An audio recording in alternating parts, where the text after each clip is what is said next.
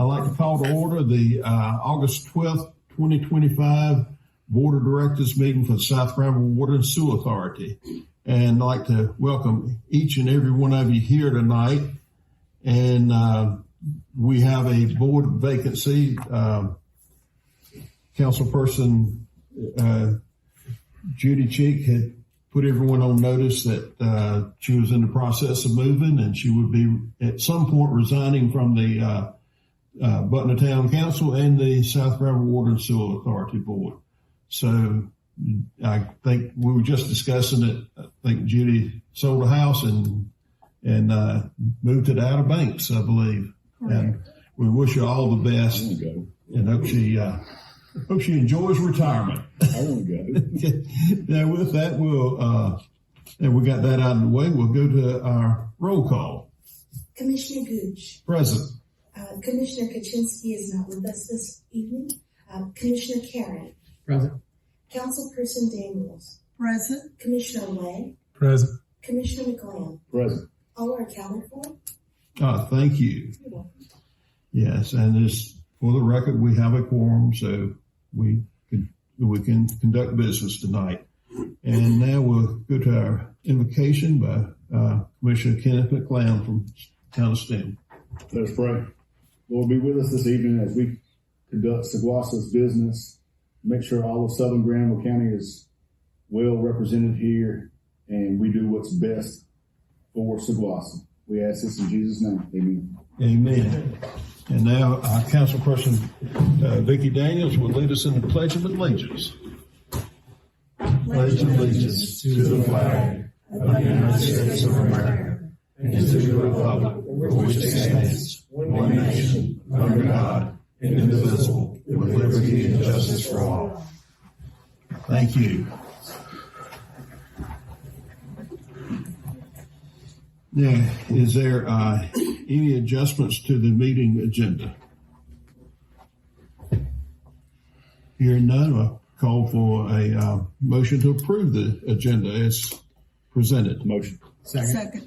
Okay, we have a motion, a second in two places. Is that dealer's choice? Vicki gets it. Okay. Will you, any discussion on the motion? Hearing none, we'll go to the vote. All those in favor signify by saying aye. Aye. All those opposed likewise. Ayes have it. Motion carries. And now our next item is a review of and approval of the minutes from our previous meeting. And I trust everyone has had time to go over these minutes. And do I hear a motion? Motion to approve the minutes. Have a motion to approve. Have a second. Any discussion on the motion? If not, we'll go to the vote. All those in favor signify by saying aye. Aye. All those opposed likewise. Ayes have it. Motion carries. And now our next item is public comments. And we had one person sign up, Mr. Ed Gleason. And Ed's been around long enough, he knows the routine. If you will, just state your name and address for the record, please. Good evening. Good evening. My name is Edward Gleason. I live at 1973 Bowles Avenue, Creedmoor, North Carolina. Fine Golden Pond subdivision on the pond. First, let me say how happy I am to see Commissioner Way back in his seat. Thank you, sir. Doing well. I've been speaking here a couple times. Social media has become like a migraine with a mouth. Every time it speaks, it hurts.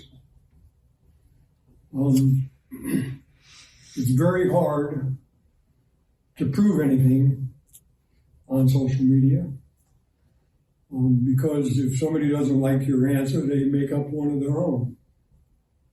But I want to make it clear that Ed Gleason, citizen, taxpayer, ratepayer, want clean water.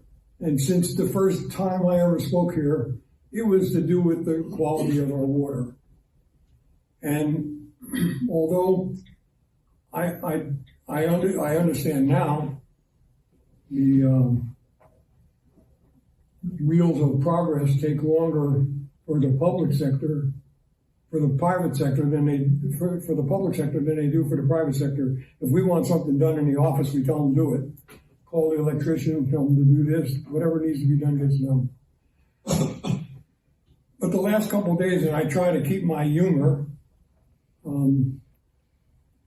I see things on Facebook that just are false, and they're not really. I don't like to stand up. Today I put a Facebook post.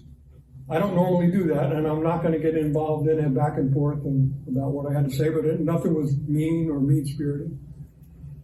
But the bottom line is, as a citizen of ratepayer of Creedmoor, I want you guys to get us clean water as fast as we can get it. And you certainly, and this will be quoted in the paper today, Gleason said, oh, you guys are doing a fine job. I'm not going to say you're doing a fine job, but I'm saying you're doing your job. We do have much better water than we did years ago. So I can't argue that fact, and our water can get better. I just want to make sure that the people in my community, because I also am a commissioner in the city of Creedmoor, but not representing the city of Creedmoor by any means, am disturbed when people now want to run for office in Creedmoor and make clean water the primary concern of their political campaign. And the mayor of Creedmoor can do nothing to make our water clean. As a commissioner, the only way I can make or help to make you guys move a little faster is as a citizen, come here and push it along. I just want to make sure that this board makes it perfectly clear to the public that the city of Creedmoor sold its water system to SGWASA, and you guys are now in charge of it. And there's little to nothing we could do to make it better. And I don't want to have to get in a back and forth with somebody who said in a post today, well, which one of your commissioners is in charge of the water business? We don't have no water business. So again, do me a favor. Don't back up these people with the whim that they can talk to you and learn how they can make the water better. Because you can't teach them how to make the water better. But they believe if the public hears that, oh, I have a meeting with somebody and we're going to discuss the water problems in Creedmoor, that he's going to find out the answer. And there is no answer they could give me or a mayor who has never attended a meeting or spoke about clean water, or another one that's the idea of cleaning up the water was to sell the water system to SGWASA. That was the fix. We were already on SGWASA's water for a few years. So the solution wasn't really the fix because we were already using that solution.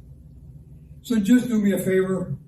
If you get a chance to speak out and say, you guys are doing it, you're doing it as fast as you can do it, and the city of Creedmoor or the town of Butner or STEM can't make us go any faster than we're able to go. Thank you. Thank you.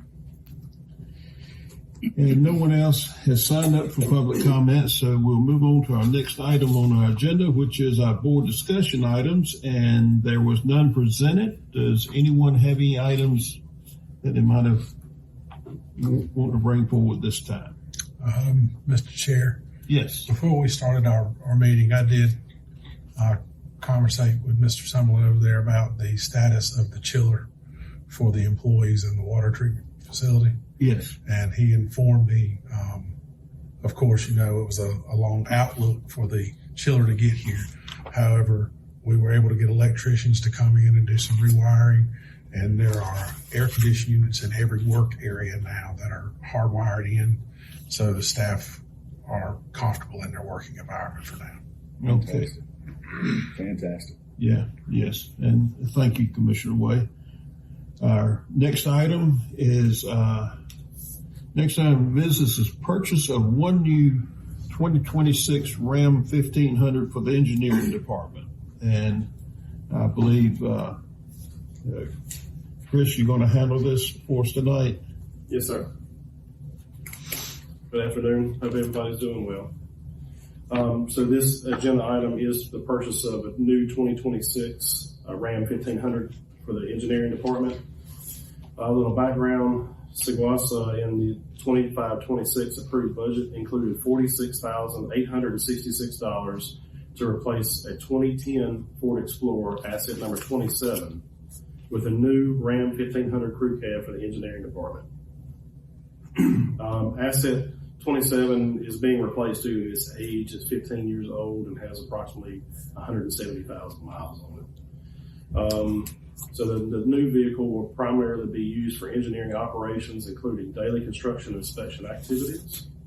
The older vehicle, the asset number 27, is being surplus. I believe it's going to be surplus through govdeals.com. So as you see in your book, this is being procured via North Carolina state contract. The dealer that's offering this is Ilderton Ram of High Point, North Carolina, for a price of $43,905. So following board approval, a purchase order will be approved and a SGWASA staff will move forward in getting this unit purchased. So our recommendation is to move forward with a contract with Ilderton Ram of High Point, North Carolina, for the purchase of a Ram 1500 for the price of $43,905. If you look after that, you have the quote for the vehicle, and then you also have the place where it's housed in our budget capital outlay for $46,866. And I might add here that the fiscal year 25-26 budget, we approved $46,866 for this, and we're only spending, I don't mean to make light of it, we're spending $43,905, so we're coming in under budget.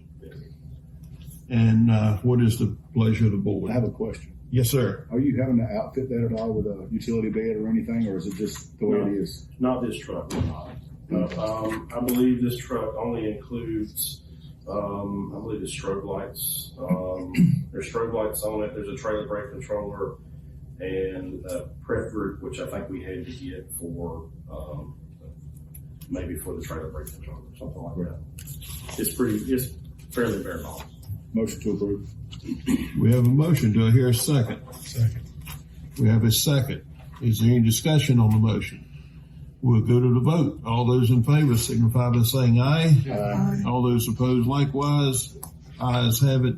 Motion carries. Thank you. And I believe you have item 10 for us, which is purchase of two new 2026 Ford F-350 trucks with service bodies and cranes for the utilities department team. Yes, sir. So just like the previous one, we included $248,000 in our 2025 approved budget to replace a 2017 F-350 and another 2017 F-350. With F-250.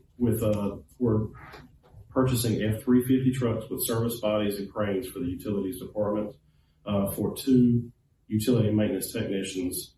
These will focus on, the existing vehicles that are being replaced will be repurposed for the two utility maintenance technicians, focusing on fire hydrant and valve maintenance. Two F-250 vehicles will be retired from their current service based on a combination of age, condition, and mileage. Let's see.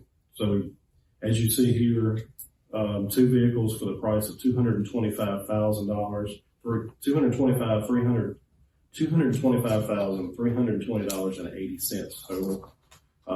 This is done via state contract pricing as well from Piedmont Truck Center. And so we are requesting that you approve contract with Piedmont Truck Center for the purchase of 2 F-350 trucks with service bodies and cranes for a not to exceed price of $225,320.80. If you look at the next page, it includes the quote for both vehicles. And then the page after that includes where it's housed in the budget. Okay. Thank you, Chris.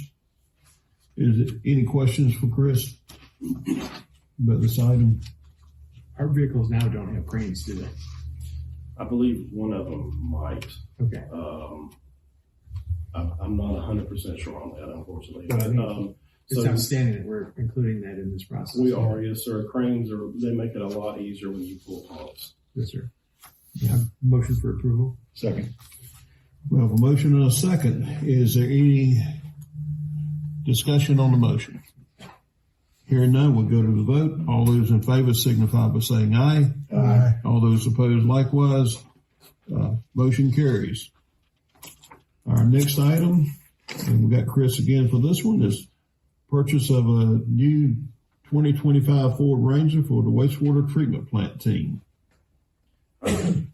So our 2025-26 approved budget included $36,000 to replace a 2008 Ford Ranger, asset number 1004, with a brand new Ford Ranger at the wastewater treatment plant. Due to the overall condition and some mechanical problems over the last few years, we diligently planned to replace the vehicle by submitting it into our last budget. We are replacing this asset number 1004 in our fleet due to age. It's 17 years old and overall condition.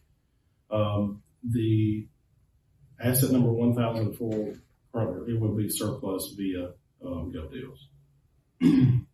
So this is being procured via state contract as well from Deacon Jones Ford of Clinton, North Carolina. Just to note, this one is different. It's a different vendor for each vehicle, as you've heard tonight. There's reasons for that. Piedmont Truck Center primarily focuses on the large vehicles. This is a smaller vehicle, so this comes from a different dealer. And the first one I presented tonight was a different manufacturer, it was a Ram vehicle, so that was why it was a different dealer.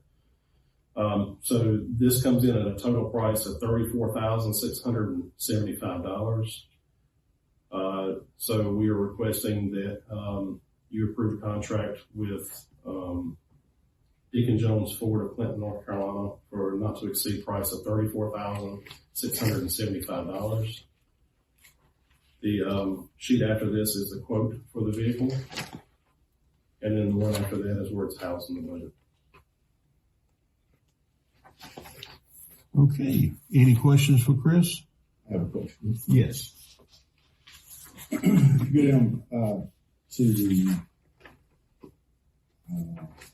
options that are on the vehicle, Yes, sir. it shows a hard folding tonneau bed cover and also a retractable tonneau bed cover. So which one are we getting? Because they're charging for both.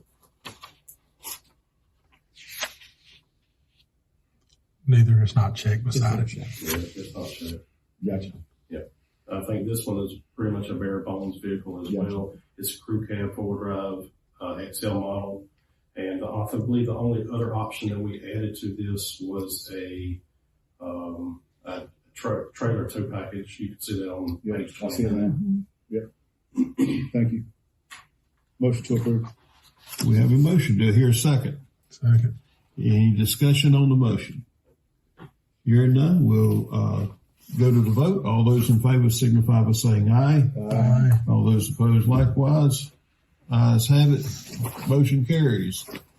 Next item is item 12. Internal control policy related to receiving American Rescue Plan Act ARPA funds.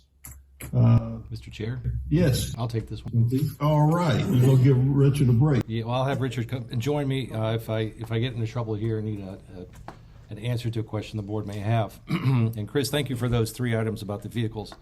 I tried to trade him those 3 for this one, but he wouldn't do it. So this is our internal controls policy relating to receiving American Rescue Plan Act ARPA funding.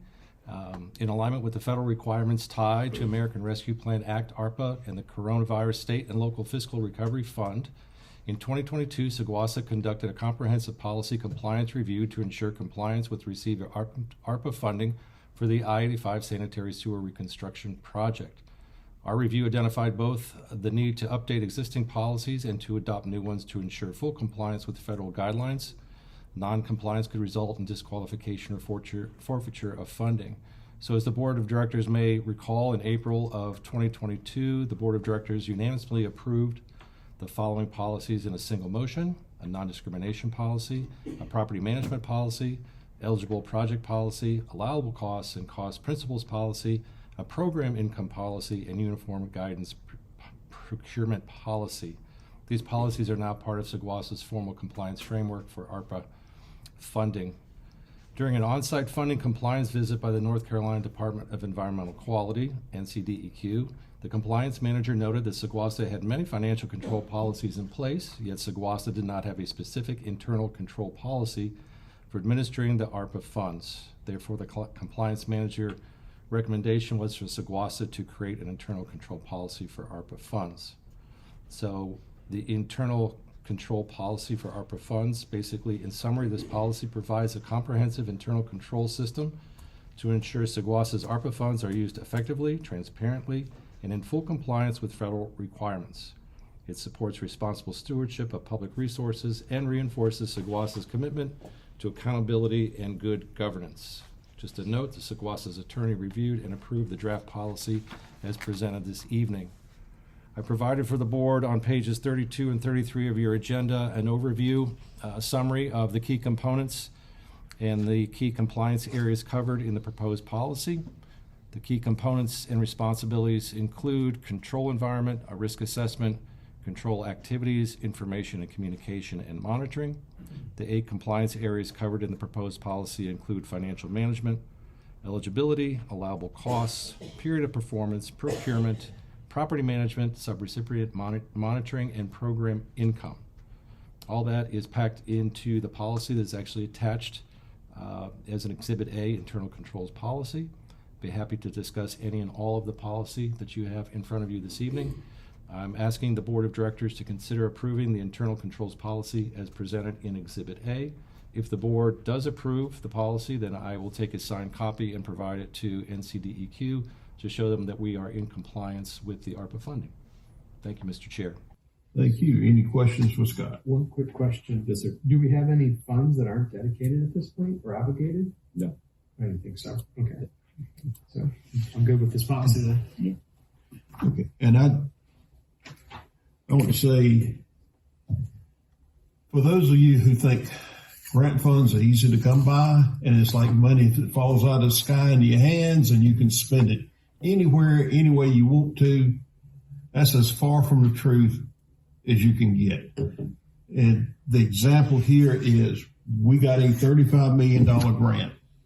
We've had to jump through hoops since day one to be sure that we're in compliance, to be sure that we're following all the guidelines that comes with that grant.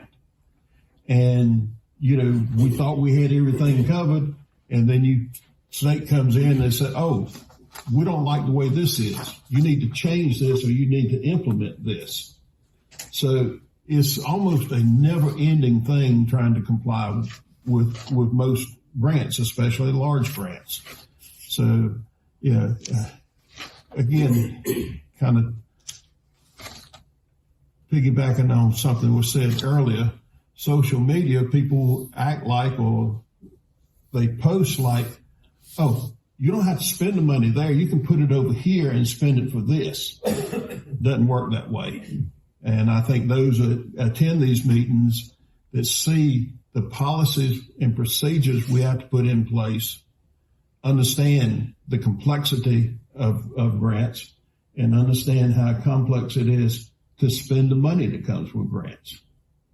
And now, with that, does anyone else have anything they'd like to say? I'll go one step further and muddy the water. Sometimes legislators promise things to their constituents and they never come to fruition. And their constituents spend the next 8 or 10 years running around looking for the money that never came. Yeah. So even better. But with that, I'll offer a motion that we adopt this policy. Second. We have a motion and a second. Is there any discussion on the motion? Hearing none, we'll go to the vote. All those in favor signify by saying aye. Aye. All those opposed likewise. Motion carries. Ayes have it. Our next item of business is water treatment plant filter media replacement project. And this is the award of contract. And Mr. Summerlin, you're back again. I'm sorry you'll have to see me so many times tonight. I'll preface this with saying this one directly relates to water quality for SGWASA. So I'll go into a pretty deep background on this. South Carolina Water and Sewer Authority utilizes a water treatment plant with traditional treatment technologies. SGWASA's water treatment plant is rated for 7.5 million gallons per day and consists of a rapid mix basin, 2-stage flocculation, 5 sedimentation basins with inclined plate settlers, 5 dual-cell granular media filters, a chlorine contact basin, clear well storage, and finished water pumping. The 5 dual-cell granular media filters help to filter out sediment, impurities, manganese, and iron, reduce turbidity, and ensures compliance with state and federal regulations for water quality. Water filter media has a general life expectancy of 10 to 15 years, and SGWASA's filter media is now over 20 years and old and needs replacement. In March 2025, Hazen & Sawyer, which is one of SGWASA's on-call engineering consultants, was authorized to provide the required analysis, design, bidding, and construction administration and inspection for the filter media replacement project at the water treatment plant. The cost for professional engineering services was $245,080 and was performed under a task order that was approved at the March 2025 board meeting. In July 2025, at the conclusion of the water treatment plant filter media design, Hazen & Sawyer provided a probable cost of construction and released the work for public bidding. The probable cost, the probable cost of construction was estimated at $660,000. This did not include structural repairs needed to the filter basins. At the bid opening on July 23rd, 2025, SGWASA only received 1 bid. As such, the project had to be rebid for an additional 7 days. On August 5th, 2025, only 1 bid again was received by state utility contractors. State utility contractors is licensed in North Carolina to perform the work, and they have successfully completed projects of a similar scope throughout the state. State utility contractors has also performed work for SGWASA, including non-emergency work and emergency work. In summary, state utility contractors was the lowest responsible bidder with a total bid amount of $897,753. Now, this includes a base bid of $797,753 and $100,000 for general allowance. The base bid includes removal and replacement of the filter media material, permitting, bacteriological samples, and nozzle replacement. The general allowance was placed in the bid to provide for concrete and structural repairs to the filter basins if needed.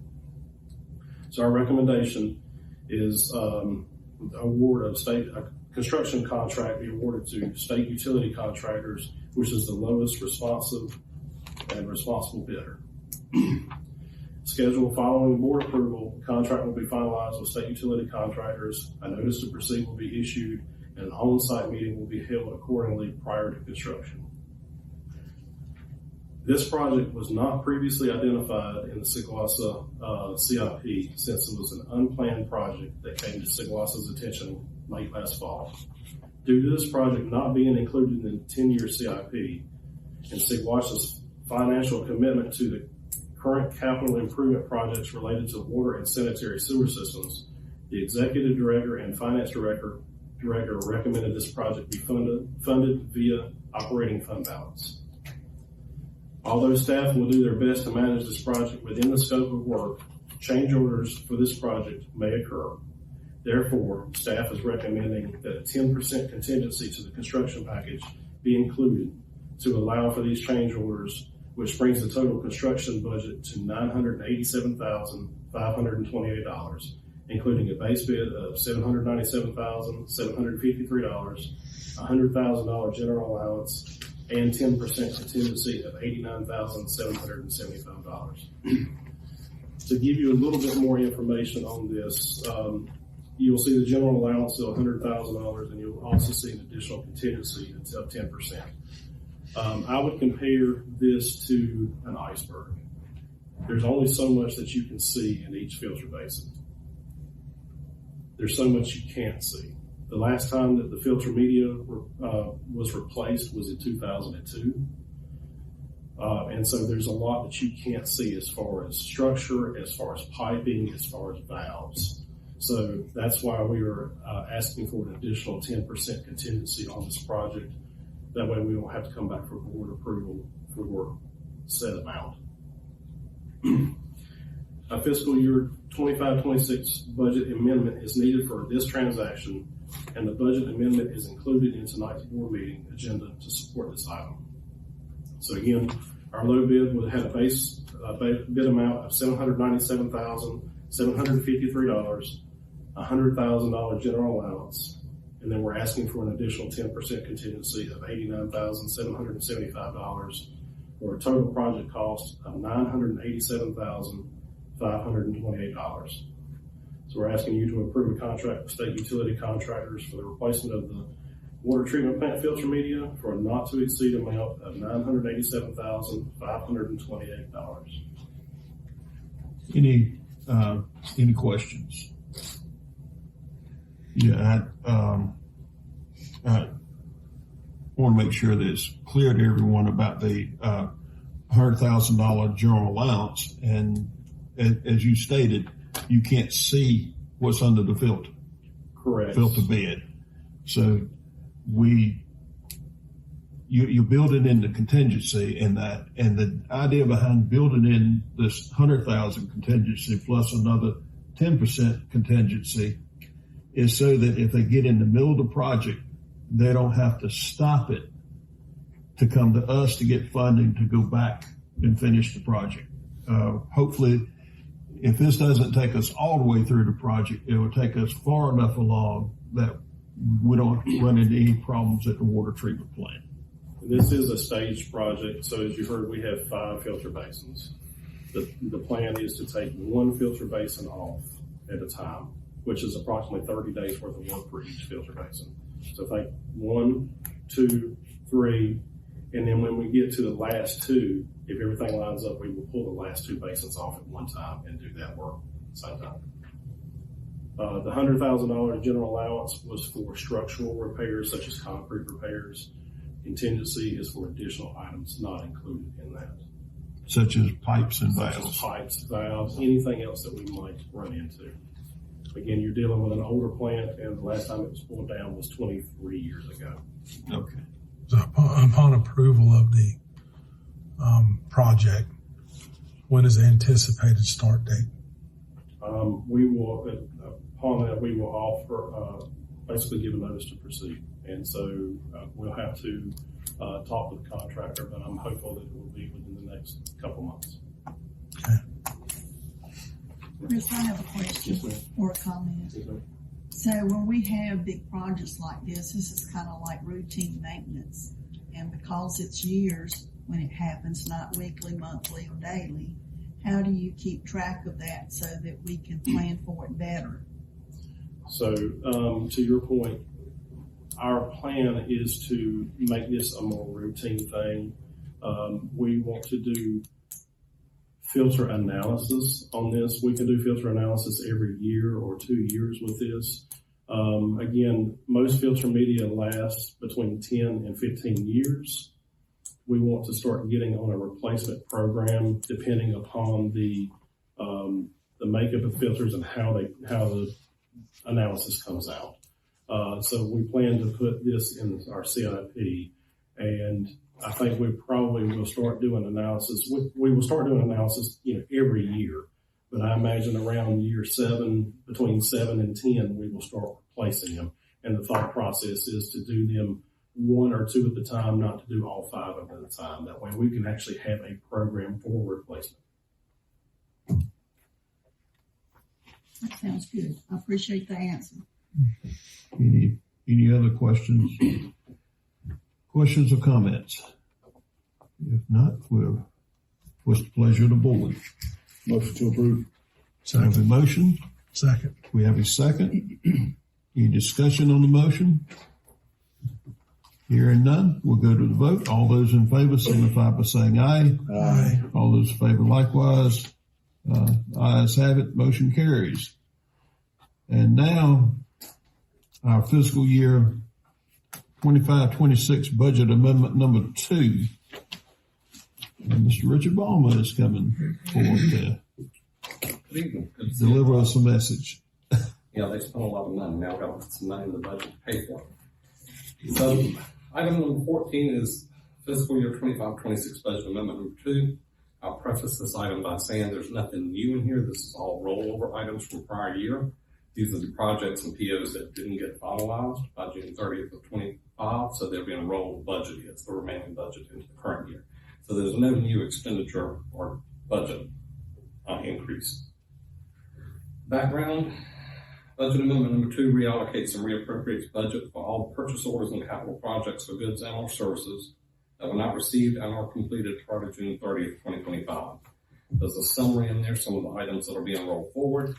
The Tyler software implementation, there's some modules of that still in implementation stage. CDM Smith, the review and revision of the SGWASA water standards, water and sewer standards. There's a John Deere PO to repair tractor. Or a PO to repair some parts, to purchase repair parts that we didn't receive.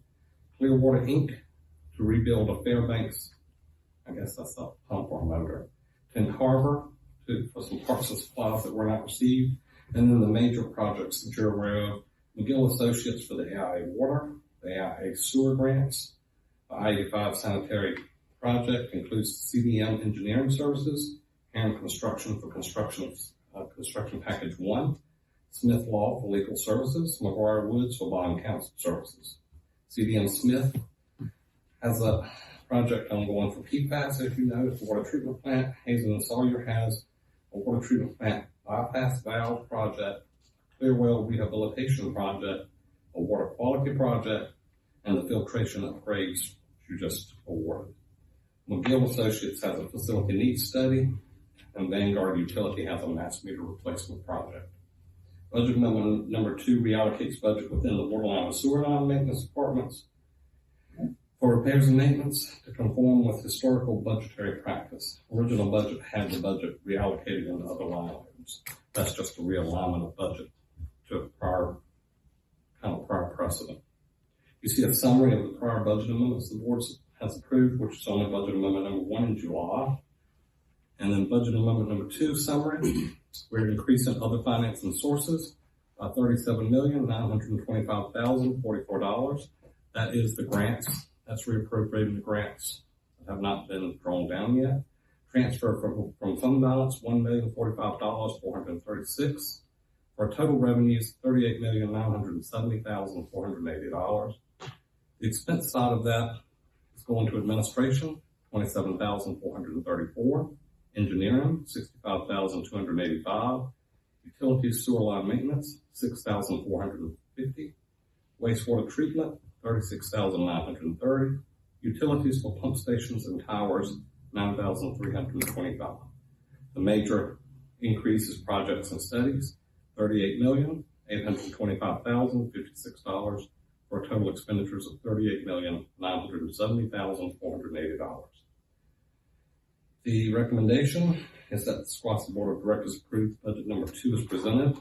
You've got the detailed supporting documentation in your agenda package, which shows you all of the individual projects and POs that will be rolled forward.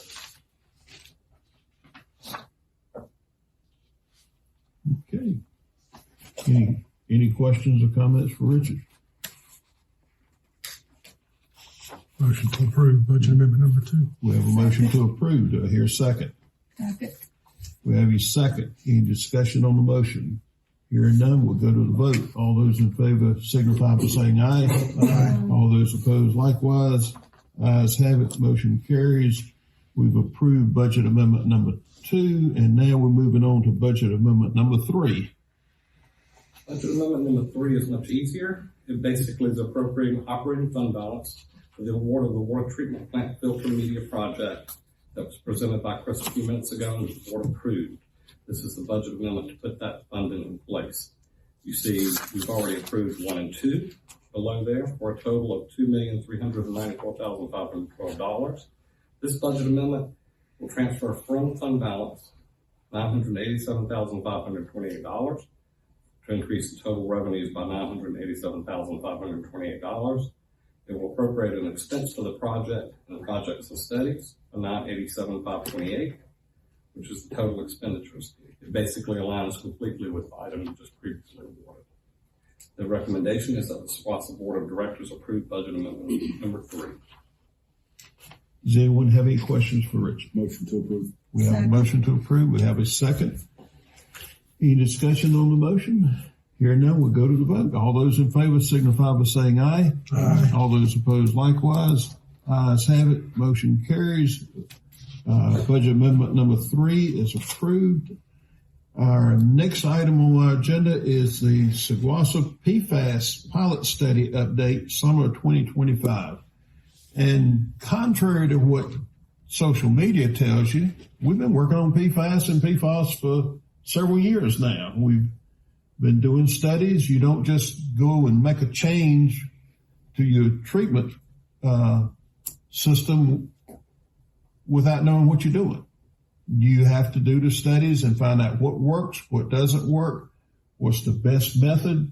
And that's all part of the process we're working through and have been working through for quite some time. And now I'll turn it over to our executive director, Mr. Scott Schroyer. Thank you, Mr. Chair. And I'll ask Chris if you'll just come up to the microphone as well. He's a part of this project and may want to jump in on some of the charts and graphs as well for conversation here. So this is the PFAS pilot study update, the summer 2025 edition. So as the board may recall, earlier this year, I think it was around March, we had consultants from CDM Smith come in and give us an update on PFAS and the PFAS pilot. It was a great presentation, and that presentation is still available on our website for those that want to view that. We're getting towards the end of the pilot study, and I thought it was appropriate to give the board and the public an update on the study and the results where we are. We're making great progress. The study is producing excellent information for us, just as we had hoped, and we'll cover some of that this evening. Consultants are not here with us this evening for a presentation, but they're due up in a month or so when we actually conclude this project, so that you get an overall report on the whole process and a presentation at that time. So, Mr. Gooch, I appreciate you providing a little bit of background for us on PFAS. Just a note that public water systems must comply by April 26, 2029 if PFAS levels exceed limits that are set by the U.S. EPA. These are known as maximum contaminant levels, and they are at 4 parts per trillion at this point. PFAS are often called forever chemicals because they persist in the environment and are found in everyday products like lotions, cleaning supplies, nonstick cookware, and dental floss. Water utilities like SGWASA are passive receivers of PFAS, which enter source waters before treatment. So to address the new regulations on the horizon, SGWASA hired engineering firm CDM Smith in July of 2023 to develop a PFAS pilot testing program.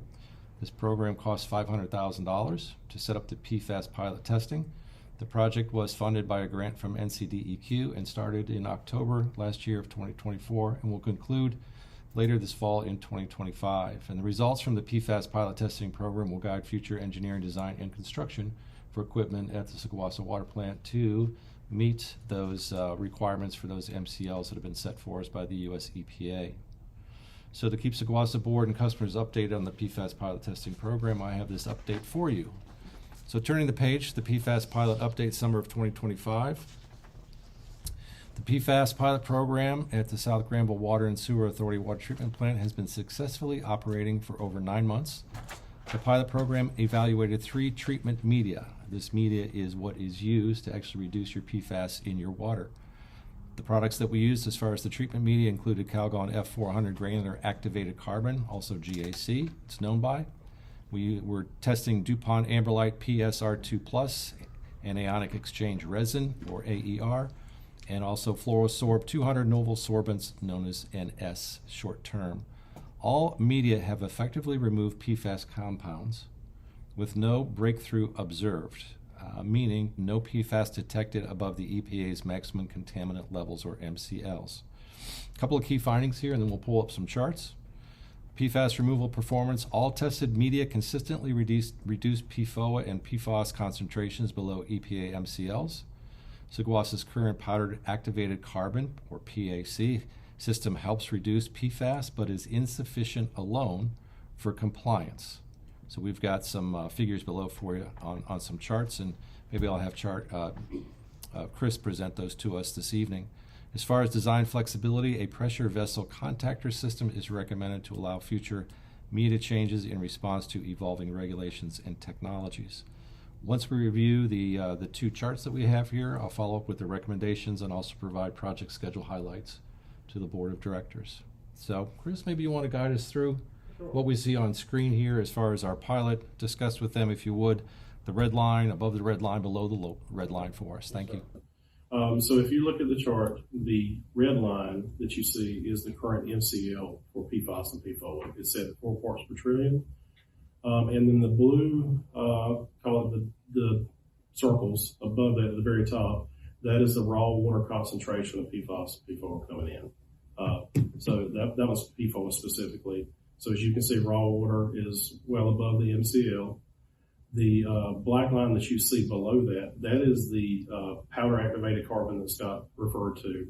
Powder activated carbon initially, it gives benefits for PFAS and PFOA, taking those contaminants out or helping reduce those. That's not the original design of it. It was originally put in the plant for taste and odor as it relates to geosmin and any kind of organics.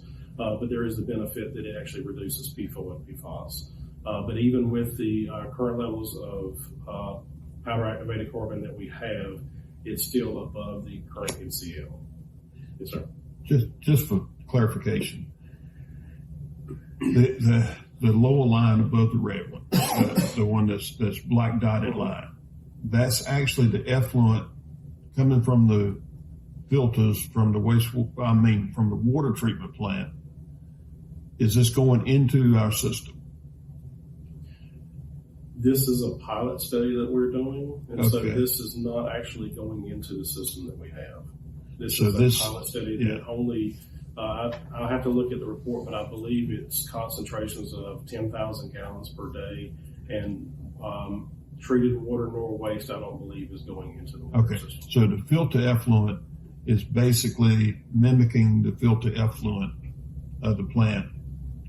You know, with these pilot studies, I always reach the level of what they mimic what the plant's doing before they do the experiment. Correct. Yeah. Okay. So that, I guess that the triangles, the black triangles, as you see it coming out of the plant, it emulates what you see coming out of the plant. So as it stands, we are above the current MCL for PFOA.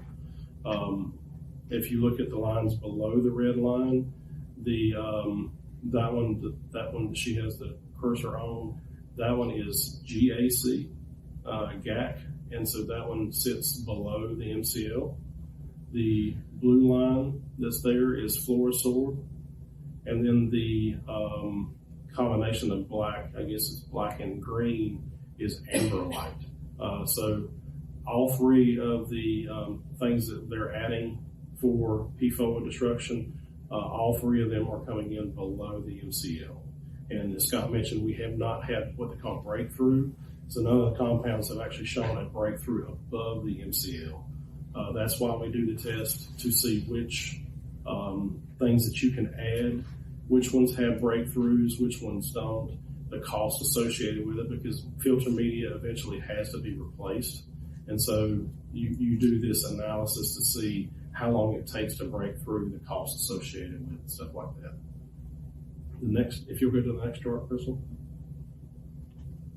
So this is PFOA concentrations again, very similar things. So raw water, this is PFOS. So raw water is the blue line at the top. The filter effluent, that's the with the addition of powder activated carbon. So you can see that we're still above the MCL, the red line at 4 parts per trillion. And then you see below that red line, you have GAC, and then you have the addition of the other two, fluorosorb and amberlite. So again, no breakthrough at this point, and all three chemicals that they're adding are reducing it below the MCL. So that's a really good thing.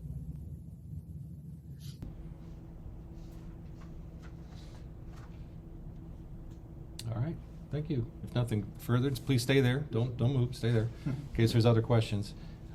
So in terms of the overall recommendations at this point, based on the fact that the pilot study is doing so well and we have a grant for this project, instead of sunsetting this project, we would like to, recommending that we extend the pilot from 10 to 12 months to potentially observe media breakthrough and gather more data for life cycle cost analysis.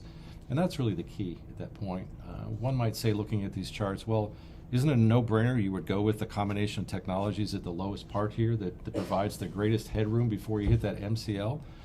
There's a cost associated with all of those technologies.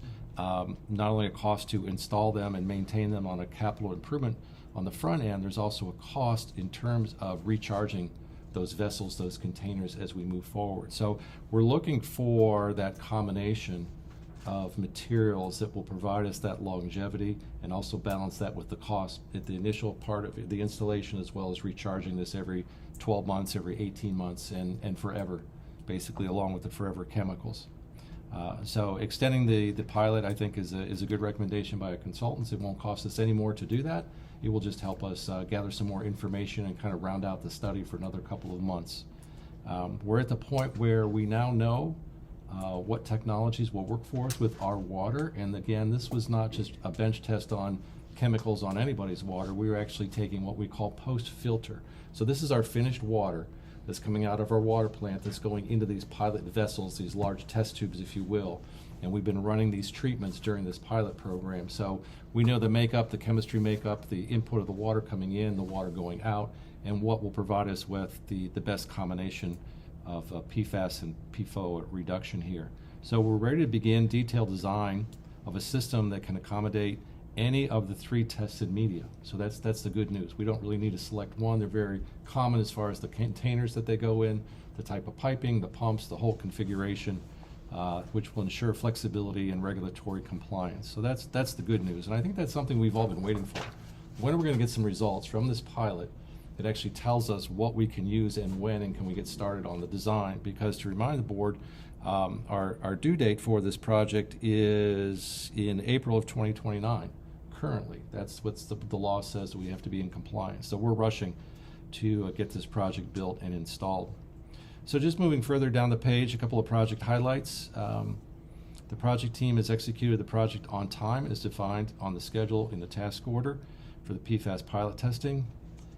Completed milestones. We have a table of values there for you. I don't think there's anything really that needs to be talked about in that table of values, just to demonstrate how we've been able to maintain our target delivery dates and to be on schedule with this project, which is something that's very important for all of us. The tested media have performed above initial expectations, which is great. We already talked about extending this pilot from 10 to 12 months to yield more data and life cycle cost analysis. Forthcoming milestones, we have another chart on page 66. So we've got for the board in front of you on table 2 our pilot conclusion, some original target dates in August, now proposed for October of 2025. Begin design phase, we're basically ahead of schedule. That needs to be updated to show more or less August, September that we're starting to move in that direction. A draft pilot report following the conclusion of the pilot testing coming to the board or being available in December, and then a board presentation on pilot results, I would say December, January, coming in front of us. So the good news is we're moving very quickly on this project as we had hoped and planned for. I also want to remind the board that we do have some grant money available to us for this project as well, and that's something that we're going through as well, just to secure that money for this project. So more of that information will be brought to the Finance Committee meeting that we have on September 5th, and also to the board following that as we keep track with that. Again, this was just an informational update. No board action is necessary, and I'll just give Chris an opportunity to say, is there anything else that you would like to add to the presentation or the experience? I know you've been out to the water plant managing this project for us, so I greatly appreciate that, along with our team members, because I know that we're involved with this on a daily basis, taking numbers and providing it back to the consultant. Yeah, team members have been directly involved with all this stuff. As you mentioned, the pressure vessels that are recommended for this whole project, we want to be, we want to be as flexible as possible to make sure we're making the right decisions. So pressure vessels will be designed accordingly to potentially accommodate additional media types if needed. So I think that's helpful. Thank you. Chris, Yes, ma'am. I think you just answered my question. I was going to ask you, design to build is going to be the same equipment for all three methodologies. It is. It's just a that's the matter advantage. of which methodology we use. Yes, ma'am. That's the advantage of what we're doing here. We want to ensure that although the recommendation might be one technology, we want to make sure that we can accommodate multiple technologies if needed, or for cost, or if something's not available, or whatever the case is. Thank you. Anyone else have any questions? Any comments? I'm ready to see this move forward. I definitely want to make sure that we are way ahead of schedule before the 2029 date. I think we are. If we're reaching these milestones in 25, that's 4 years or 3 years. The end of 25 is definitely 3 years, and it's still up in the air as to whether or not the end date will be put off or moved up or,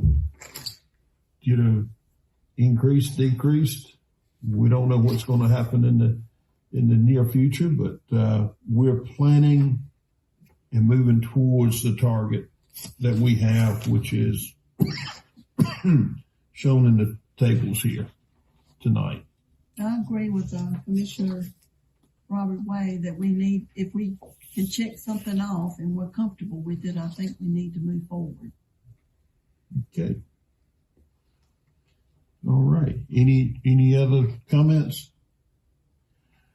Well, then we're down to the part of our meeting where we have comments from our executive director. Well, thank you, Mr. Chair, board members. Thank you for your attention this evening to all the items that were presented to you on the agenda to help us continue to move forward in the organization to provide excellent water and sewer to our utility customers.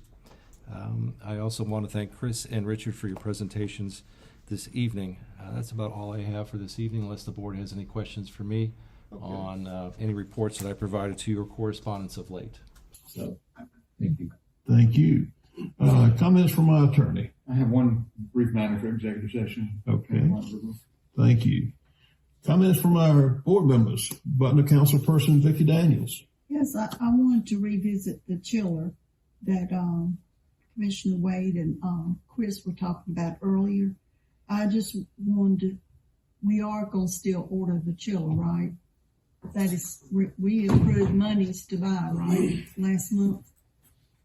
Yes, ma'am. After board approval, we did order the chiller. I think it was somewhere between 14 to 20 weeks before we could get it. But at that time, we also had electrical work done, and we have temporary air conditioner units in all the working spaces. So it's very comfortable in all the working spaces. Okay, thank you so much. Yes. Criminal Commissioner Robert Way. Thank you, Mr. Chair. I just wanted to say that the staff members that are doing the hydrant maintenance are doing a good job. Hydrants are looking beautiful, they're flushing the water. Some of the hydrants haven't been flushed in a long matter of time. So unfortunately that stirred up some of the mess in it and caused some discoloration of water and things like that in the Creedmoor area. But being in the fire service for a long time, anytime we've had an incident or required us to use a fire hydrant, that usually resulted in people having complaints about the water being discolored in their house for a little bit. We apologize about that. One of the positive aspects of the 2 employees now dedicated to hydrant maintenance is they're going to be flushing the hydrants and exercising these valves on a regular basis. And basically, they're going to be visiting hydrants that probably haven't been touched in years. So unfortunately, that's going to move all the sediment that's been pushed down the pipes to help clean those out. So if you would bear with us, but if you do see discolored water in your area, please reach out and let us know. So that way we can verify, 1, if it was a hydrant maintenance in the area, or 2, if it's something that needs to be looked at further. I know that the things in this world and the way things are, people are reluctant about their water quality, about reporting it, and everybody says, I always report it, and things of that nature. And we understand that, but the biggest thing that we're trying to do is narrow down where it's being reported at and from, because general statements of my water is bad and us not knowing exactly who it is, and we can't respond to stuff on social media because we're limited to whose account the name is under and that of nature. But if you are experiencing issues with your water quality as far as the discoloration and the taste, please reach out so we can get a record, because we need that record in order to investigate it. And I want to be a voice for you guys, especially my citizens in Creedmoor, and champion the change that we're trying to do here at SGWASA and move forward with these recommendations that were being presented to us. Especially, we know that we've got water pipes that are several years old, and that's the next thing that we're going to have to tackle, is figure out what water pipes in our neighborhoods that we need to go in and physically inspect. And I look forward to doing that with Director Schroyer and our staff here as we move forward. Thank you. Thank you. Granville County Commissioner Tim Karen. Thank you, Mr. Chairman. So it may come to no surprise to most of you that I am in the process of getting off of this board.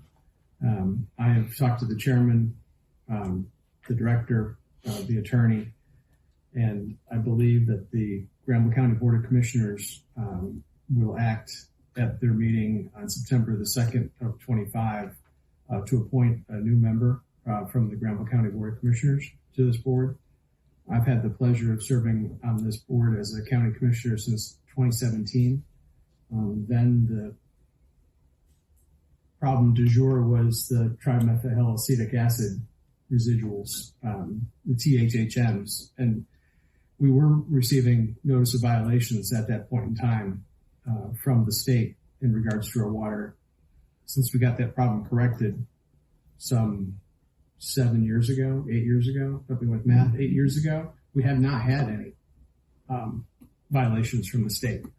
PFAS, PFOS that we've been dealing with since we became aware of it in 2003, obviously is a evolving issue. Where it's come from, many will speculate, but the point source has not been clearly identified off of what I'm talking about here.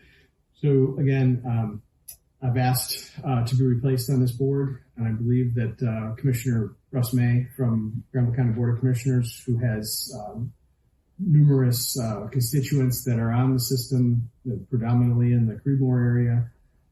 His district runs from the new food line in Creedmoor on 56, everything towards the interstate where it picks up at District 7. So he's got a pretty wide swath of SGWASA customers. One of the issues that we've heard about from folks in the community is that, there's only currently one county commissioner of the 7 who are SGWASA customers. When I was first appointed to this board in 2017, I was a SGWASA customer. I started as county commissioner in 2010, but spent those first 7 years as a county commissioner on the system, on the bench, and was moved from Creedmoor into Creedmoor, non-city, in 17. So since that time, I've been representing the citizens in my district, who are SGWASA customers, but not myself a SGWASA customer. Commissioner May has in his life been a SGWASA customer, but is not currently. And that's the way it is from a Board of Commissioners perspective at the county level. We're district representative, and just because our district may stretch across service areas, we don't necessarily ourselves live in that area.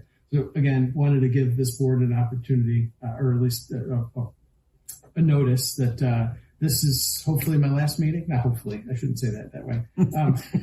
This probably, if things go according to plan with the adoption in September 2nd and swearing in on September the 9th of the new member, this will be my last meeting. So it's been an outstanding pleasure to serve with all of you in many capacities.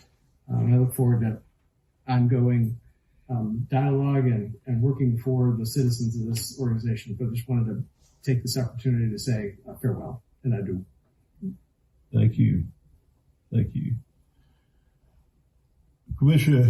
STEM Commissioner Kenneth McLeod.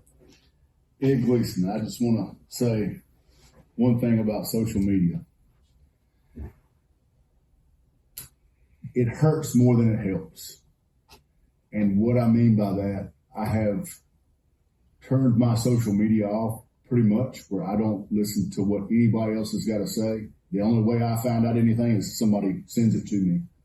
Other than that, I read nobody's stuff. I don't read Nextdoor. I don't read Facebook. I don't read any of it, because the majority of it is whatever somebody else makes of it, not the truth. So just giving you a heads up. Social media, I can't stand it. Thank you. Thank you. And I want to start by thanking Commissioner Karen for his many years of service. Many of you may not know this, but Tim was one of the original board members representing the city of Creedmoor before, when SGWASA was formed in 2005. SGWASA took over operations of the water and wastewater system here in Butner in 2006. So Tim represented Creedmoor as a city commissioner back then, and the original board members are getting mighty thin.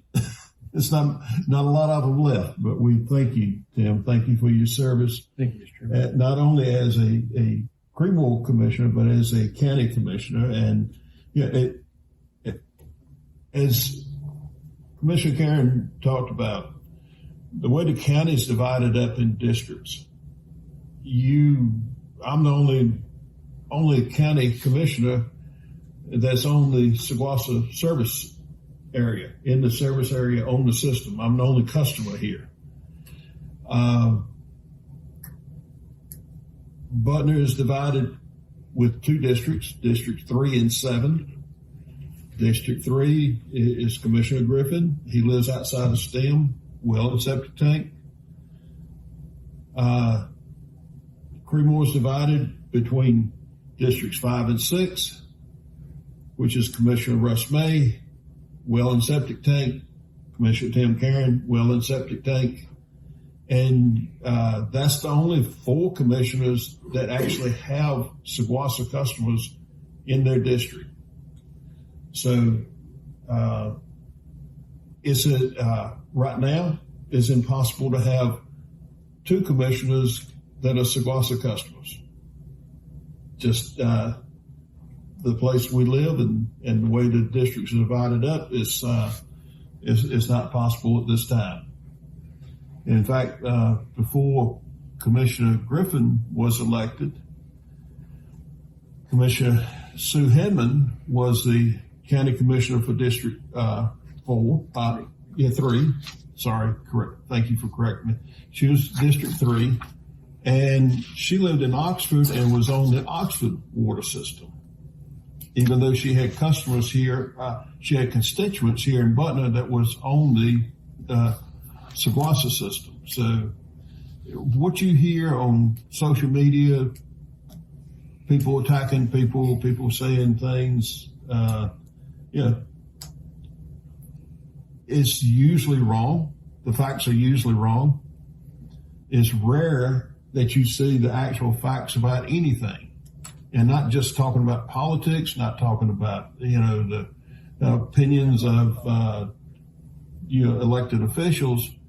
Anything you see on there, the facts are usually different from what's actually being posted. What's most likely posted is someone's opinion or observation that they believe to be true, but there's no research done to verify it. And I could go on and on about, social media and how inaccurate and how it really hurts a lot of issues. It's kind of ironic that you got people running for office that are trying to tell the constituents we're going to fix this water. We're going to fix the water issue. We're going to fix the water issue. But yet and still, one of them sold the system to get rid of the problem. That was the solution. Sell the system, make it someone else's problem, and now he's circling back and wants to be elected to fix the problem. And that's really, I chuckle when I see such posts. It just it amuses me. Okay. That was a Lincoln system, I believe, is what it was sold as. Cadillac system. There you go. Yeah, Cadillac system. Anyway, I'm done with my little rant. Is there any further business to come before us? Motion to go into closed session. Okay, we have a motion to go into closed session with a 5-minute break. Yes, sir. 5 minute recess. Do I hear a second? Second. We have a second. I guess there's no discussion on the motion. We'll go to vote. All those in favor signify by saying aye. Aye. Sounds like we have a majority. We'll reconvene in 5 minutes.